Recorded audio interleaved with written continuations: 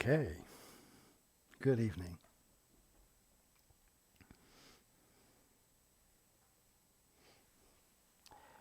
And welcome to everyone who's joining us on the internet.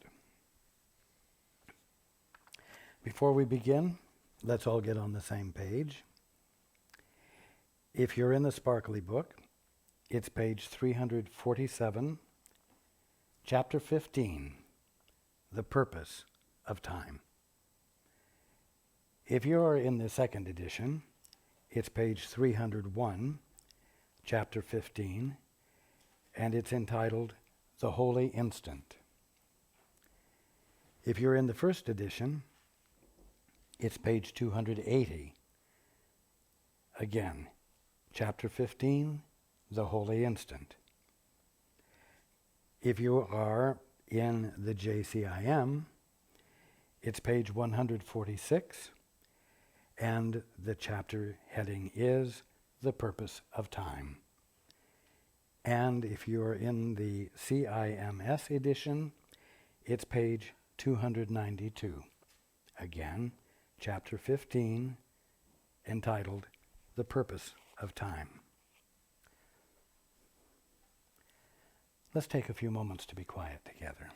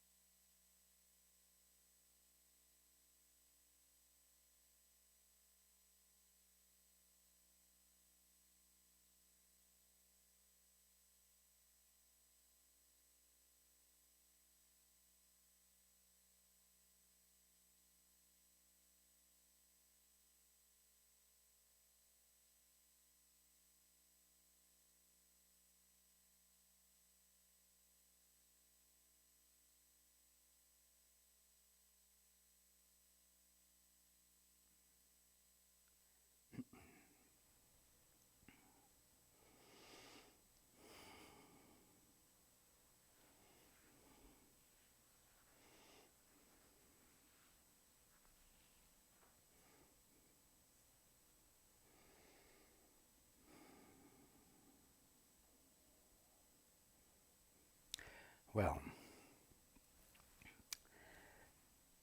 it might seem like a rather abrupt jump from what we've been talking about to the subject of time.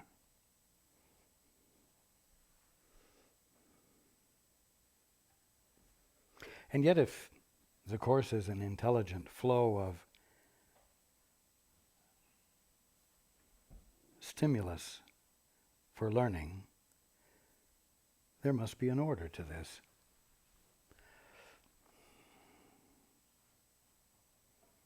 We've been talking about learning how to abandon your insistence upon being in charge. We've been talking about learning how to be willing to stop thinking and how to experience peace.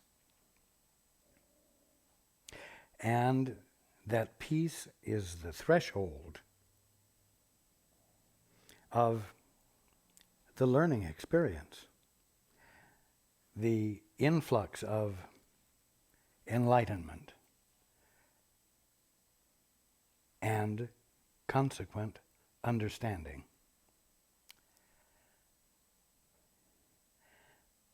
In fact, the last time we were together, it was brought into such focus that it would have been impossible for anyone not to see that if you choose to be unequivocally in your peace, absent thinking, absent any subconscious agendas,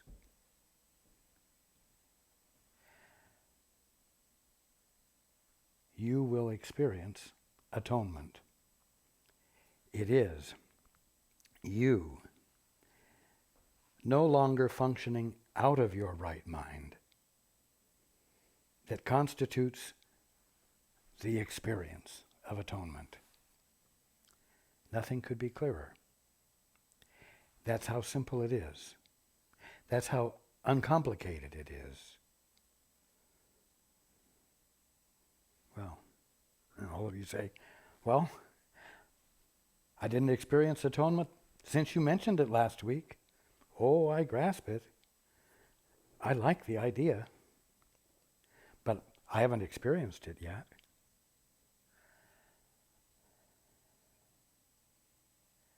Well, that could make it seem complicated, couldn't it?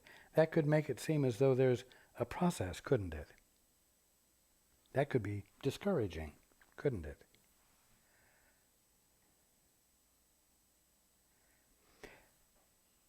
And yet it's still as simple as was stated. All you really have to do is to let yourself be still and be willing to nestle into it, be embraced by it, want the experience of it and nothing else, and to be present in your world with each other in that environment and from that environment of stillness. It's still that simple. And it's still important for there to be enough self-discipline to persist in doing that utterly simple thing. Now, why might it be of value to talk about time at this point where such a magnificent realization is registering with all of you? The reason is that time interferes with yielding into the silence.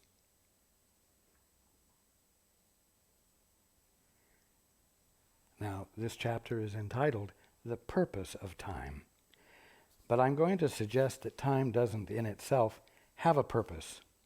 Purpose is given to time. You apply purposes to time. But time itself is a byproduct of something. It's not an actuality, it is a byproduct that exists only as long as something else is occurring.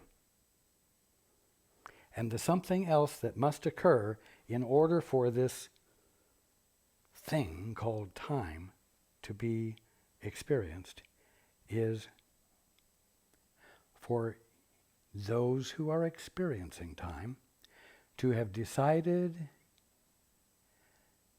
to make decisions, to be authors in their own right. In peace, where no self-assertion is occurring, but pure abiding in the presence of peace and experiencing existing, experiencing being from there.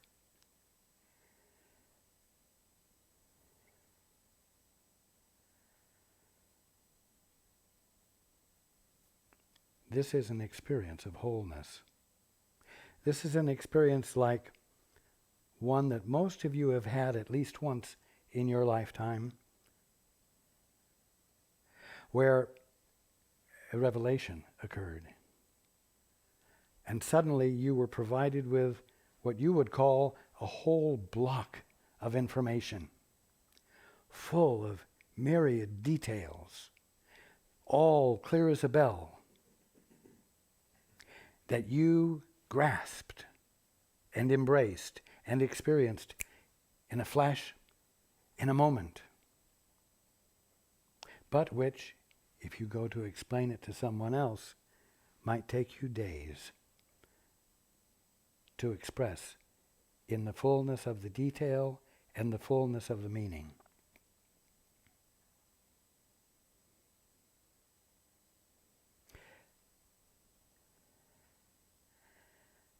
When you step outside of the peace in which this is the conscious experience of being, you might envision it like being in a gently flowing river that you are inseparable from. And there's just movement. And you're experiencing it. And you're experiencing it in its totality, in its infiniteness. And then you say, but wait a minute. I'd rather make some decisions on my own. I'd rather determine what everything is, instead of just letting the movement of being reveal itself to me on its terms. And so it's as though you try to pull back out of the river, and as you do, because you can't ever really become separate from it, you begin to find that whatever this is of you that is moving back out of the river has long tendrils and threads of what the river is made of, extending from you and behaving as a pull, if you will, what you would call a resistance to your movement away. And if you insist on moving away, this tension becomes what you call time, because there has to be something to describe the difference between the movement of creation that you're inseparable from and this thing that you are making of yourself by trying to pull back from it. The resistance to that is experienced as time. And what is time? It's a space in which to feel uncomfortable. It's a space in which to feel this tension. It's not normal to you.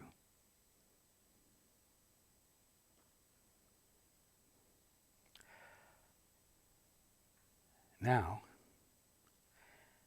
you're feeling the tension because you're doing something you can't actually succeed at doing. But you're insistent. You're willing to accomplish this act of independence, willfully causing it.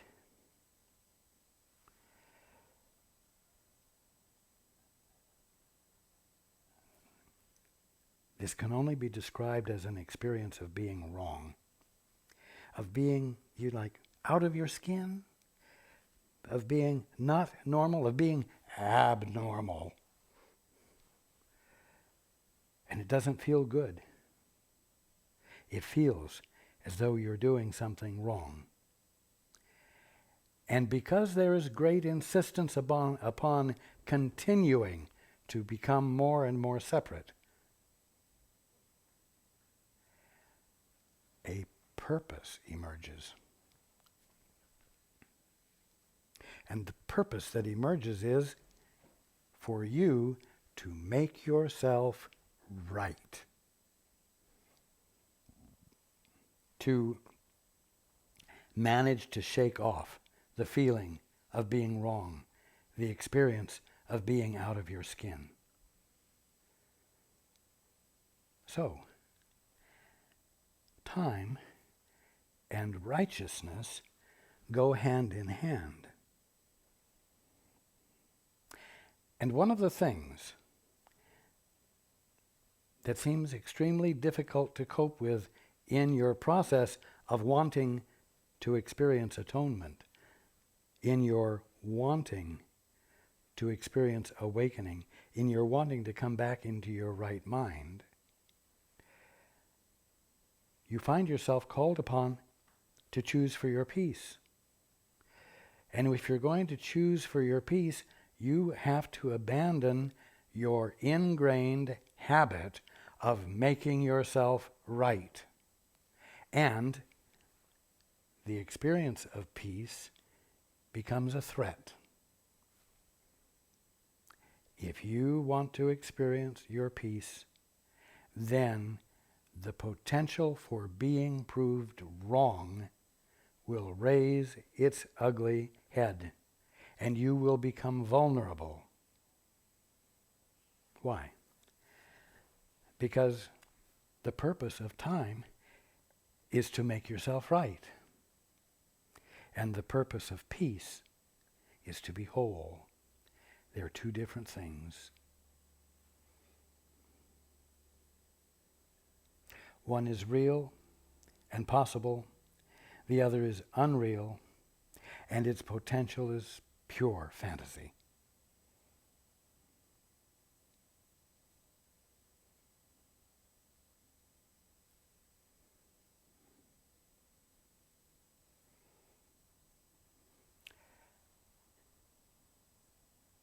Time is the byproduct of an act of independence from wholeness.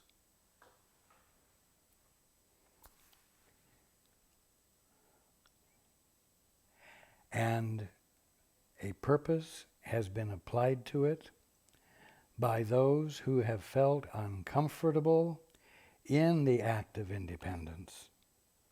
And that purpose is to make yourself right when you are not.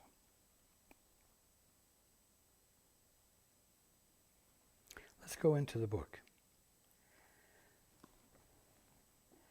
Can you imagine what it means to have no cares, no worries, no anxieties, but merely to be perfectly calm and quiet all the time? Well, the mean-spirited tendency of the ego is to take those words, but merely to be perfectly calm and quiet all the time, and twist it into a suggestion of boredom, of inactivity, of lying on a grassy knoll or a sunny beach, and that's all there is to it, and watch the waves lap up and roll out, and lap up and roll out in perfect peace. That's what it suggests. It turns what is actually an experience of wholeness into a meaningless state of inactivity. I will tell you something, and you know it already. Creation arises out of perfect peace. The movement of God occurs in perfect peace. What does that mean? It means no conflict, no opposites, no dissonance. It means harmony. It means beauty. All of those incredibly awesome things that cannot possibly exist when any form of chaos is present. The fullness of life, you hear those words, the fullness of life is what God promises you. Well, the fullness of life is what is yours if you let atonement occur. And that means that every involvement you have with every aspect of infinite creation is vital, is exuberant, is joyous beyond any joy you can imagine so far.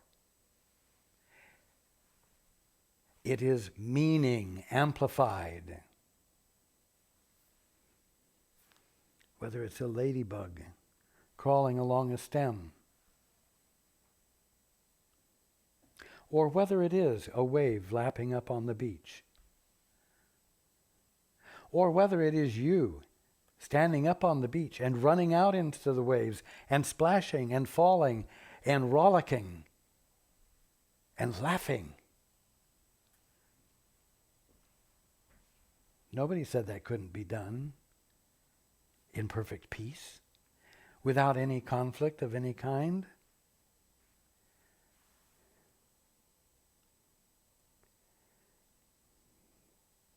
Can you imagine what it means to have no cares, no worries, no anxieties, but merely to be perfectly calm and quiet?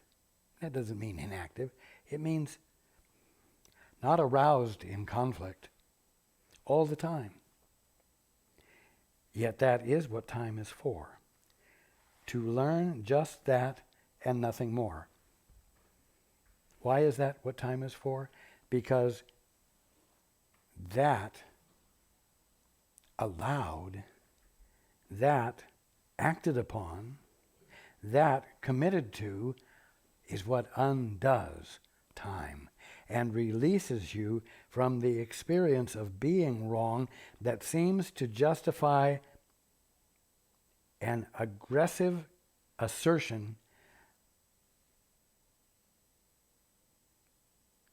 that has as its purpose making you right, exonerating you from wrongness.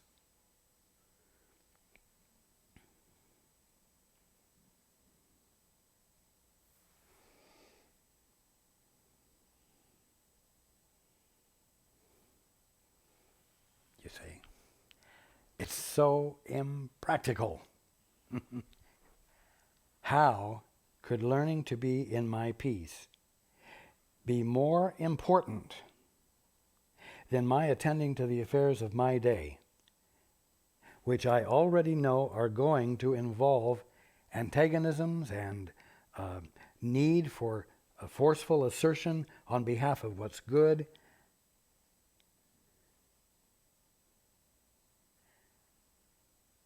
Hey, it's more important. And so, if it's very difficult for you to do this in the middle of the dynamics, then begin to do it in the parts of your days which are not dynamic, so that the atmosphere of it hangs over into your periods of activity longer and longer, making it easier and easier for you to decide that it's more important than anything at all for you to be in the middle of your daily activities and the dynamics, and to be there in them as consciously as you possibly can from your peace. Why? So that you might access, be in touch with, connected with the place of excellence in you, which is nothing more than your right mind, or the Holy Spirit, who, if you are willing to yield into it, will be that presence in you which awakens in you the awareness of what you divinely are, and atonement can happen right there in the board meeting, right there on the freeway, right there in the middle of your dynamic of your day. I will tell you something. Being in your peace and coming from that place of excellence in you does not mean spouting spiritual cliches or biblical references or highly evolved words or concepts. It isn't what comes out of your mouth. It's the frame of mind in which you are choosing to be as you act and move through your day.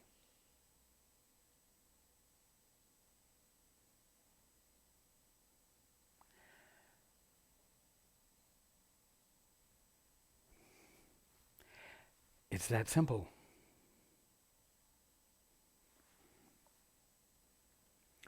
God's teacher cannot be satisfied with his teaching until it constitutes all your learning.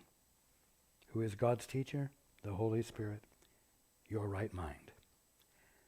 God's teacher cannot be satisfied with his teaching until it constitutes all your learning.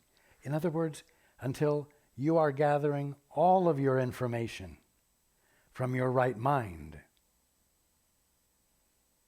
instead of from a fantasized, independent point called yourself making your own decisions and behaving in the world according to the habits and the definitions you have come up with.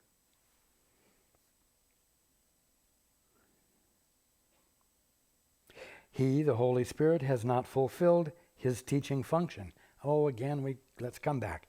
Your right mind has not fulfilled its teaching function until you have become such a consistent learner that you learn only of him.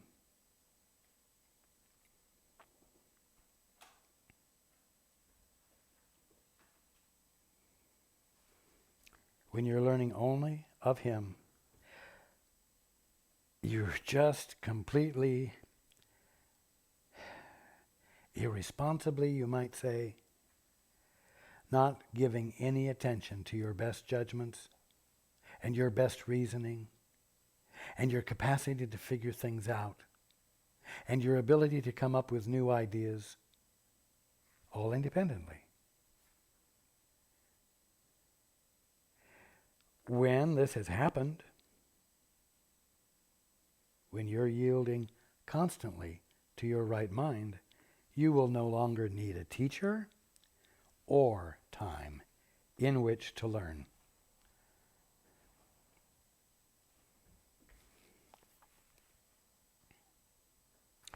Time will have disappeared because you will not be trying to stretch your way into independence from the movement of the river of creation and creating the tension that you call time. The uneasiness that calls for you to overcome the feeling of being wrong and prove yourself right. And ultimately prove that you are real without being joined inseparably in and as the movement of creation.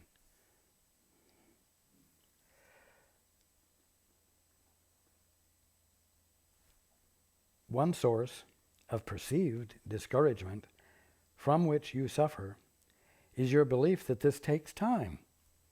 See? Well, I listened to what you said last week, Raj, and, I still haven't experienced atonement. It's got to be more complicated than you said. No, it means that you have yet to do the simple thing. That's all.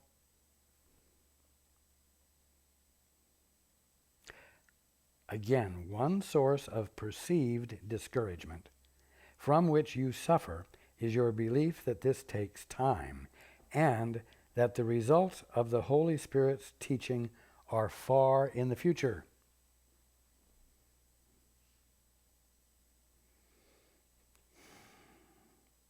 This is not so. For the Holy Spirit uses time in His own way and is not bound by it.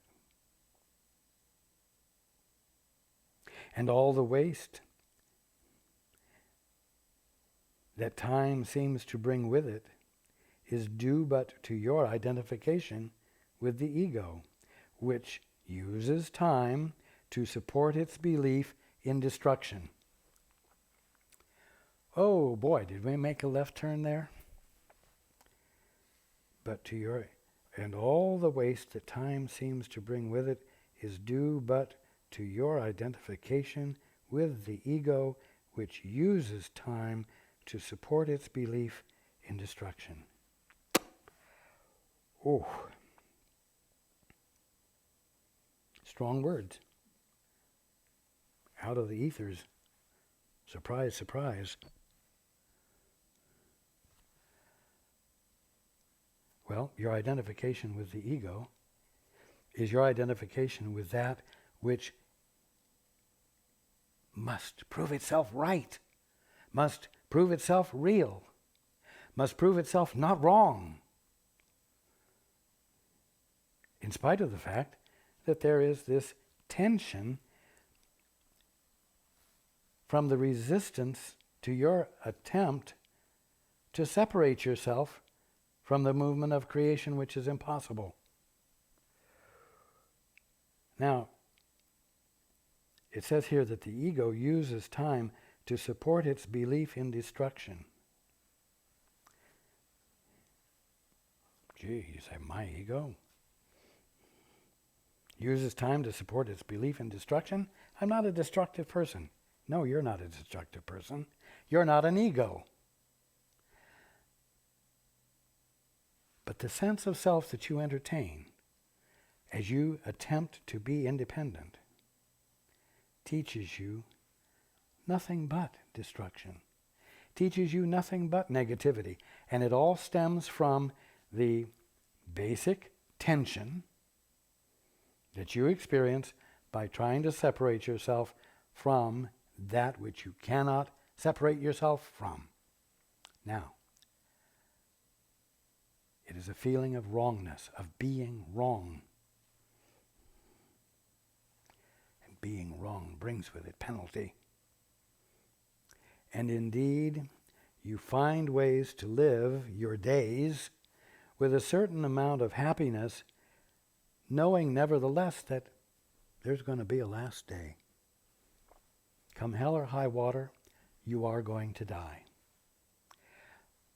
Knowing that in the process, whether you don't die yet or not, you're liable to get sick, or you're likely to be injured, or you're likely to be in a failed marriage, or you're likely to be dealing with someone who's an unjust character, and that you're bound to have misery.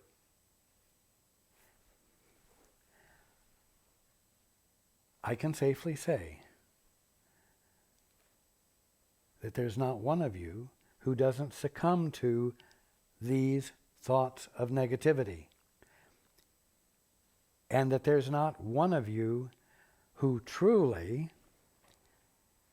hears the idea that you're going to die one day sooner or later and laughs at it because there is a knowing that this is impossible. You just don't look at it because it's too frightening. And you look at other things that are more pleasing, and thus you allow yourself a little bit of reasonable pleasure. You know, what we're talking about better means something more than that. It better mean having the experience of never being injured, of never getting ill, of being in circumstances and relationships where needs are beautifully met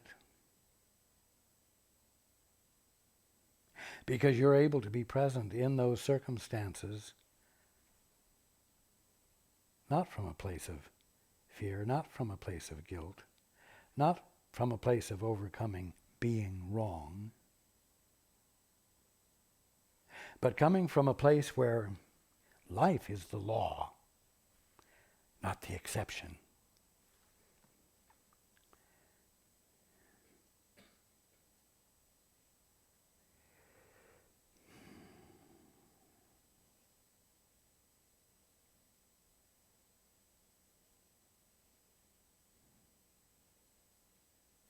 The ego, like the Holy Spirit, uses time to convince you of the inevitability of the goal and end of teaching. To the ego, the goal is death. Well, you say, how could the goal be death? It doesn't really matter. Let's not quibble about words. The end result of all that the ego teaches is death. Whether you think of it as being an actual goal or not, it's the actual inevitable result.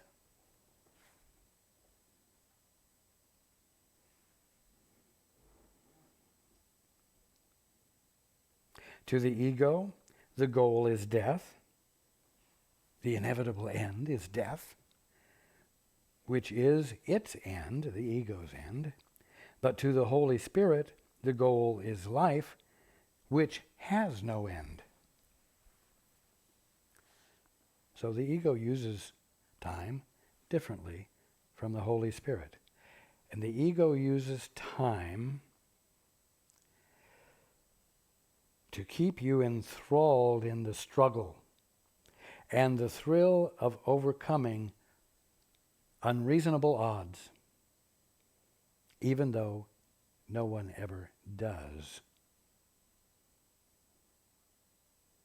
as long as they engage in the struggle, as long as they don't allow themselves to yield back into the movement of the river of creation, we'll call it, reducing the tension that causes the feeling of wrong, instead of overcoming it.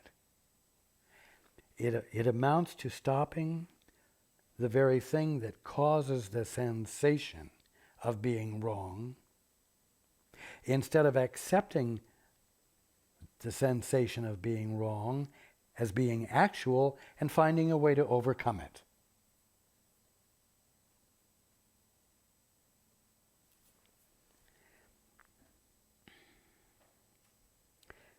Subheading: the uses of time. The ego is an ally of time, but not a friend. For it is as mistrustful of death as it is of life, and what it wants for you, it cannot tolerate. The ego wants you dead, but not itself. The outcome of its strange religion must therefore be the conviction that it can pursue you beyond the grave. And out of its unwillingness for you to find peace, even in the death it wants for you, it offers you immortality in hell. It speaks to you of heaven, but assures you that heaven is not for you. You guilty bastard, you poor guilty one, you don't deserve heaven, but you do deserve to be eternal and suffer eternally. How can the guilty hope for heaven? In other words, how can the one experiencing the tension caused by attempting to separate yourself from the movement of creation, how can the one engaged in that act that causes that sensation hope for heaven? Well, you can't as long as you keep doing what causes the sensation. And that's the mean-spiritedness of this whole ego frame of mind or mentality. Because it takes something that you're trying to do that you can't actually accomplish, and it says for you to keep trying it because you will one day succeed. But because it can't really override God, it can't cause the feeling of being wrong to go away.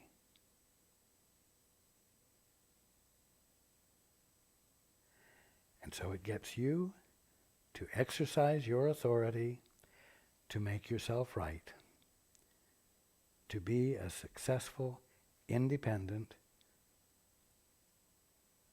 orphan, and to pursue that with exuberance and persistence and dedication. It actually will suggest that heaven will be your prize, but it knows that it won't be.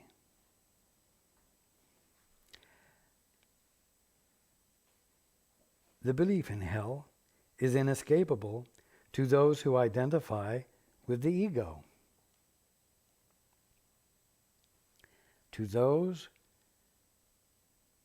who neglect to relax back into the movement of creation and reduce the tension of trying to be separate from it.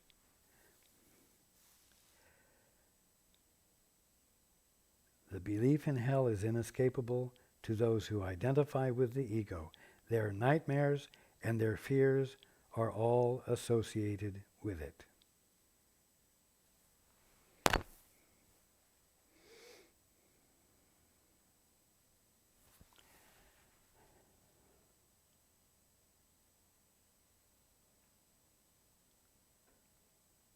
Now, there's something all of you need to know. And that is that in spite of the twisted, demented sort of mindset that's called the ego frame of reference, aside from the twisted experience of being that you have, there is a real you that isn't touched by it. The Holy Spirit. And it is insistent upon doing something. It's insistent upon bringing you to a point of willingness to embrace it, your right mind, with no further resistance to it. Why? Just so that you can become an integrated, independent presence? No. Because there's a larger picture. There's a larger picture going on. It's called reality with a capital R. It's called God moving, God being all there is.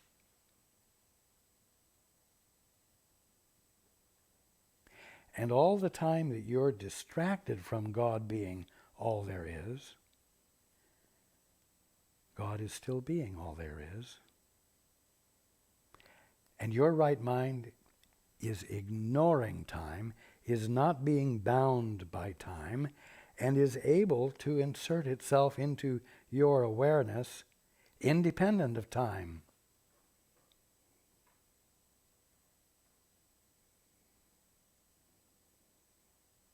Bringing what I'm going to call bits of information, so that what you call tomorrow afternoon, your right mind may bring something to your attention that is ancient.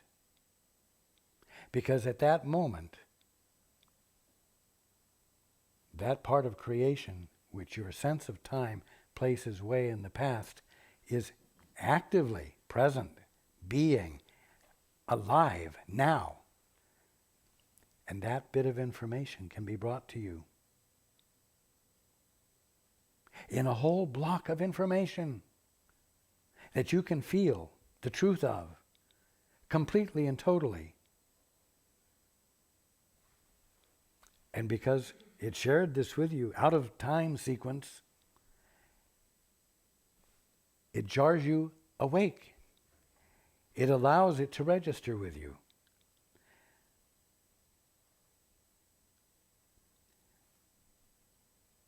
Being isn't right or wrong. Being simply is, and being is whole. Infinite. When I say whole, I mean infinite.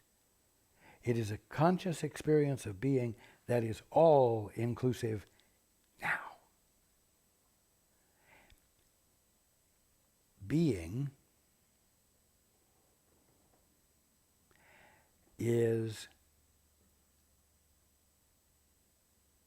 for lack of better words, full open consciousness in which the totality of creation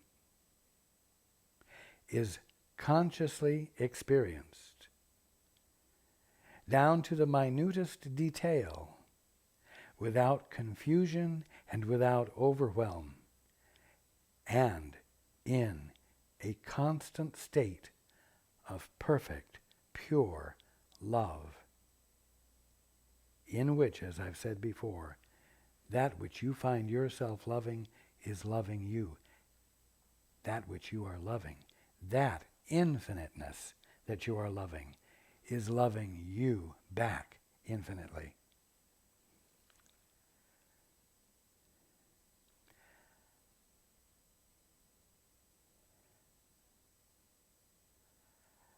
You are embraced by the ever-present movement of God, called creation.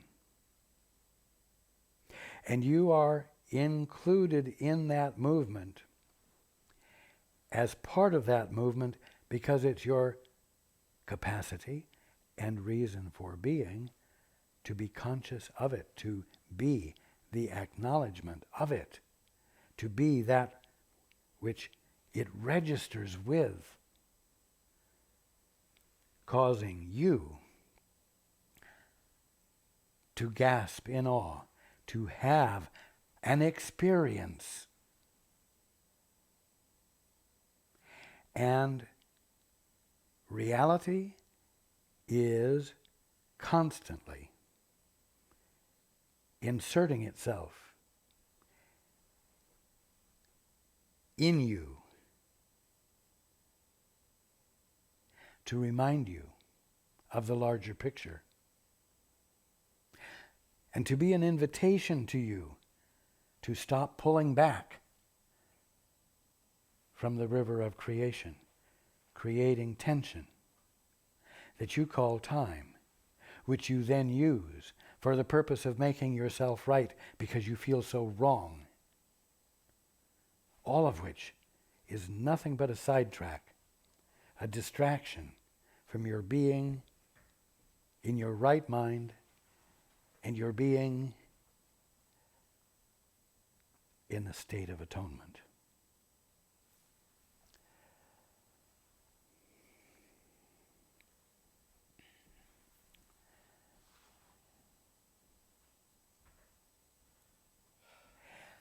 During this coming week, I want all of you to watch for just one element. I want you to watch for every occasion when you feel called upon to prove yourself right, or conversely, to prove that you're not wrong. They're the same thing. When you're trying to prove that you're not wrong, you're defending yourself. When you're trying to prove yourself right, you are engaged in propaganda. You are engaged in trying to elicit a new response. It's not self-protection. It's not defense. But it's the other side of the same coin. When you find yourself feeling called upon to defend yourself, notice it, catch it, stop dead in your tracks. Realize that you are carrying out a conditioned response,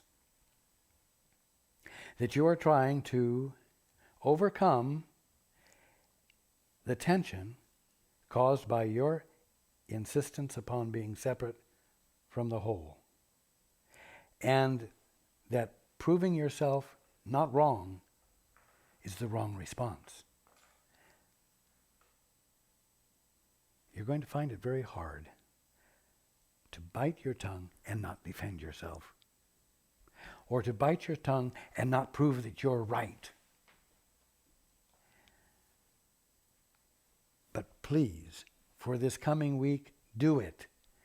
And instead of justifying yourself,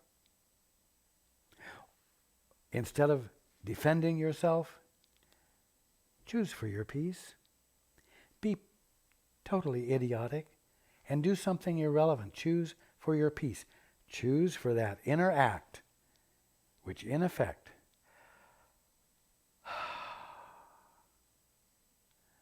reverses the act of independence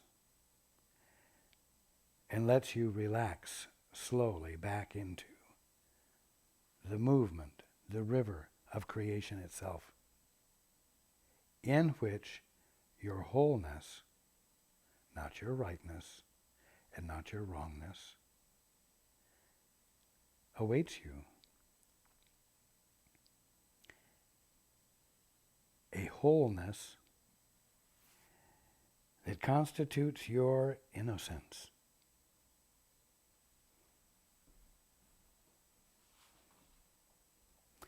A wholeness that feels good.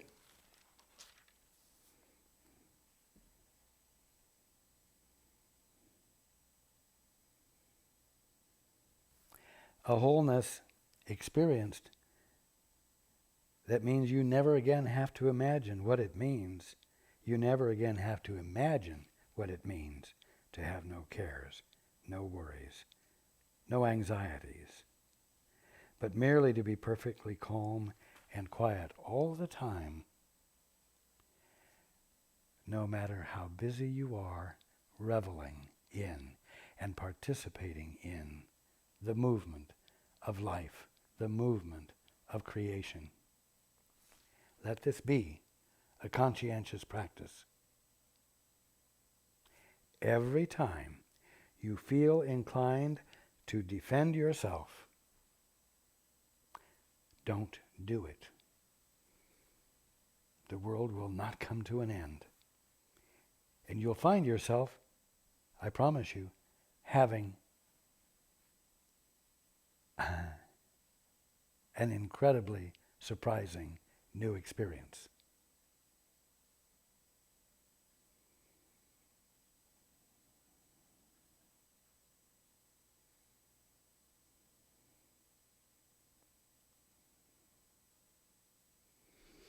I love you. I love you. I love you. I love you. I love you. I love you. I love you and everyone who's joining us on the internet. And have an incredible week.